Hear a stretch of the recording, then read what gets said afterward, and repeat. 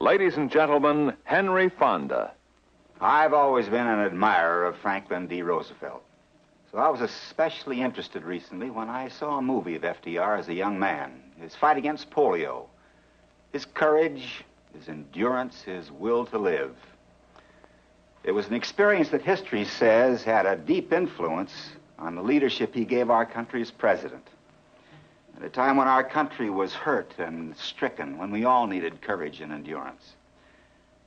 I know another man like that with the same strong character, the indomitable will to live. This I've known for over 15 years, ever since I read an article in the Reader's Digest by John Hersey about a young naval officer in the Solomon Islands during some of the darkest days and nights of World War II. August 2nd, 1943, in the South Pacific. A U.S. Navy PT boat is patrolling the Solomons. The Japanese fleet is everywhere. 3 miles to the northeast, 10,000 Japanese are on Kolombangara Island. 5 miles to the west is Vela La Vela, more Japanese.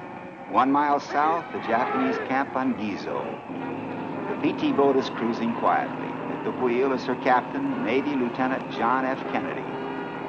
Suddenly, out of the dark night, a Japanese destroyer bears down at 40 knots and rams the PT boat in two. Thrown on his back on the deck, Lieutenant Kennedy stares up to see the destroyer pass through his boat. But half the PT boat stays afloat, and Lieutenant Kennedy helps 10 other survivors hang on.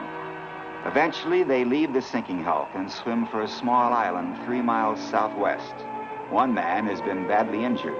Lieutenant Kennedy ties a strap to the man's life jacket and tows him with his teeth the entire distance.